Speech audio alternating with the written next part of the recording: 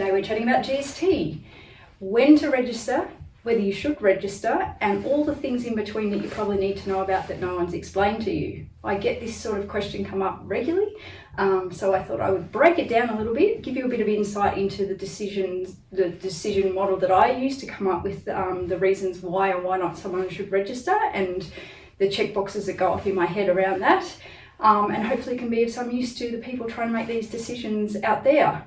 So I guess first we need to understand what GST is. For those of you that don't understand, it is a goods and services tax that is charged by the government, or for the government rather, by businesses that are registered for GST.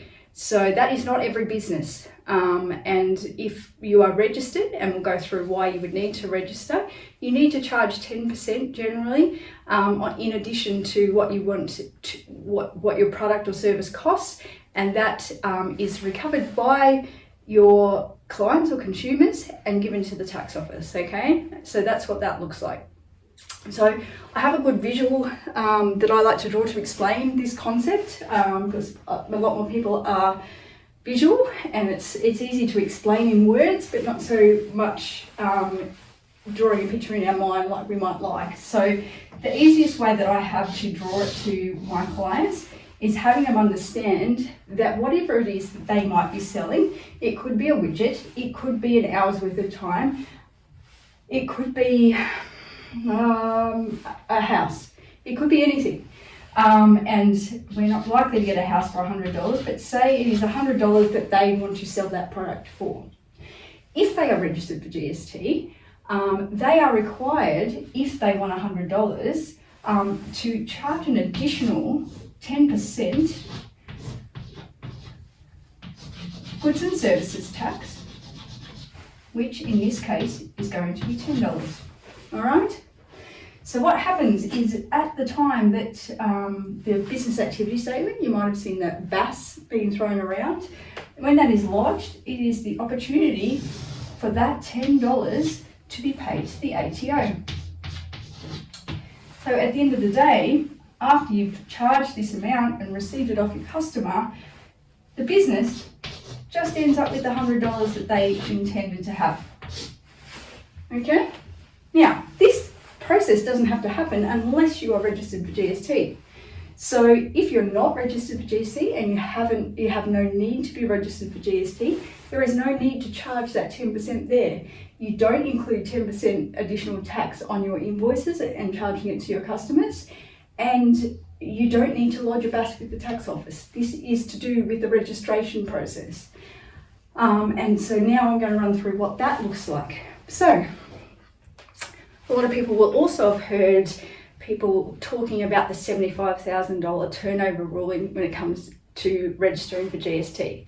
So the tax office has said to the greater community, if your business is likely to have turnover or sales to customers in excess of $75,000 for any 12-month period, then we would like you to register for GST and charge your customers 10% additional tax and collect it for us. Okay, now the myths that I like to bust around this are that it's not profit, it is turnover, so it's sales. So if you have $75,000 worth of sales, not $75,000 worth of profit, that's not where it's at. It's the sales that have been made.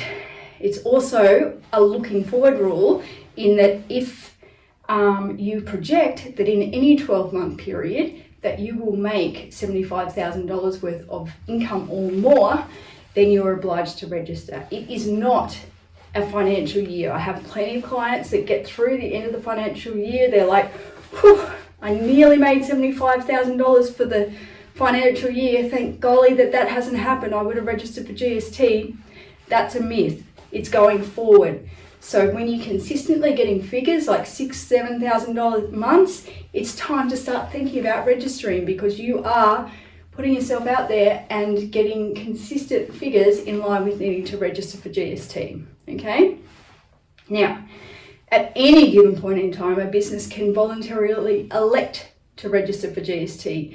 This means that even though they haven't got that $75,000 turnover, that they can choose to register anyway, in which case they would charge their customers at 10%. And there is an upside to this, which I will go through shortly.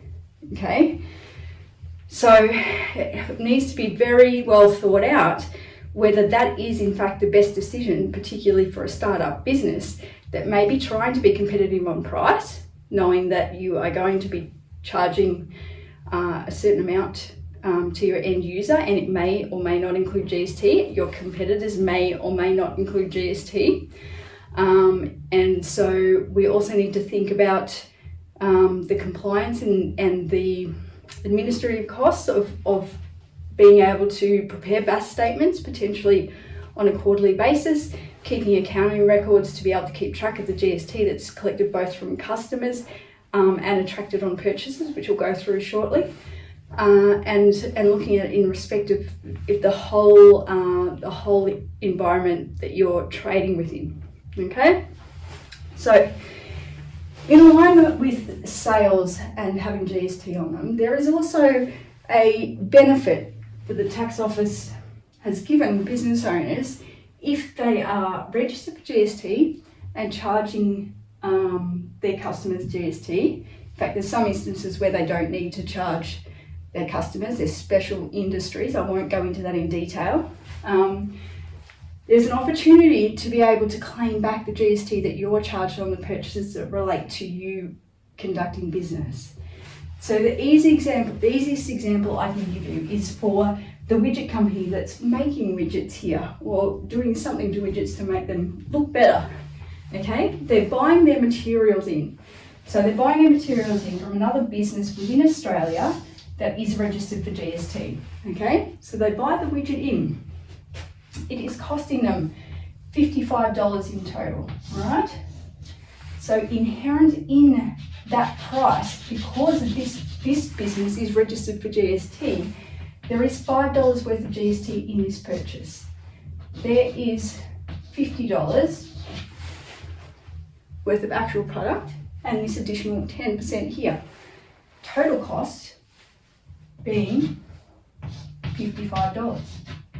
Okay, now when we come to preparing our business activity statement to report the 10% that we owe, the $10 that we owe on the sale from the widget, we also get to then include the GST on any expenses that we've incurred during that period as well. So in this case, we've got sales, or GST on sales, $10, and we get to claim the credit from this one. So we've got the GST on the purchases of $5. So in a really simple world, if this was the only transaction that you had for your business activity statement for the quarter and you were registered for GST, you would owe the tax office $5 for your BAS, okay? Now, obviously this is very simplistic.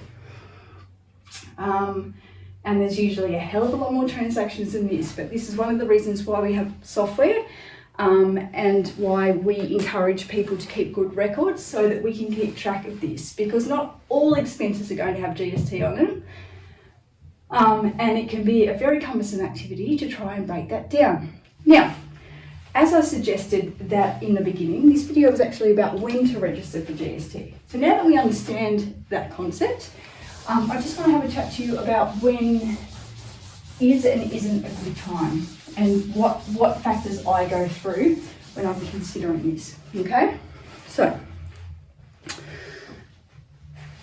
if we're earning over that $75,000 in any 12-month period, we don't have a choice. We need to abide by the rules that we've been set by the Australian Taxation Office, and we need to register.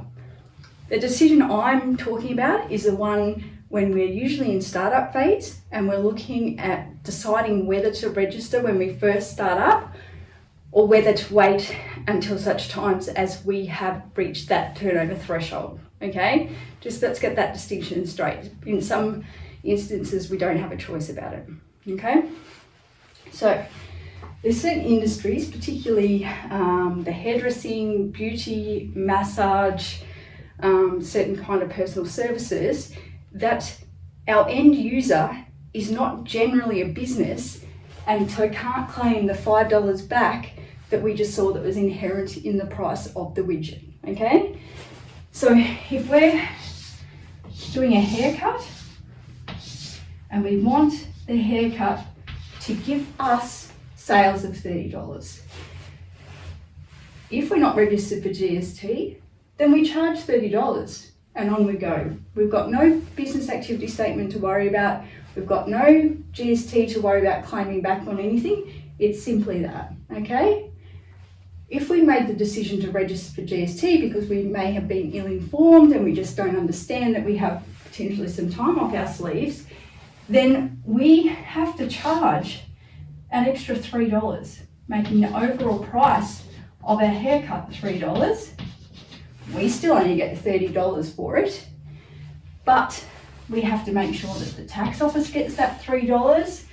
We have to make sure that we keep records around that. We may have some other expenses we can claim back, but if we're profitable, then they're not going to be as much as this. The biggest part of it is that we need to make sure that our competitors are not, and our customers are not going to be put off by the fact that we need to charge an extra 10% because we're registered for GST. They don't really care. They're not able to claim this credit back like the widget manufacturer could claim the $5 back there. Granny just cares that her haircut's $30. She doesn't care that you're registered for GST and you have to charge $33. So there can be some real method in deciding when is the right time to register for GST based on the fact that you may not be hitting that GST threshold just yet, and that you can work out the best time for your customers to tolerate a price increase to include GST. We would hope that it would eventually happen because we're wanting to be successful entrepreneurs with a profit, let alone a turnover much higher than 75,000. But we need to make sure that we have the stability first and that we're able to remain competitive, particularly in these type of industries where we find a lot of startup businesses potentially making a choice to register for GST too early, okay?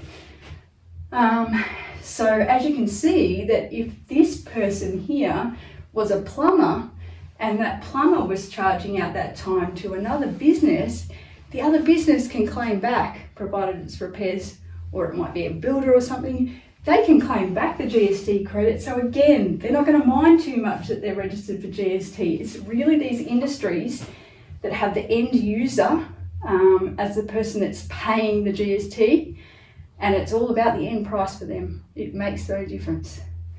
So hopefully that has busted a few myths in terms of when we need to look at registering in terms of what the criteria are, but then also what other considerations do we need to take in when we're making this decision that may seem great when we're having a beer at the pub with our mates to be able to claim GST back, but there are a lot of other implications. So I really encourage you to have a chat with a trusted advisor before you make the decision to register, because we probably have a lot of trouble going back, but we can look at doing it going forward.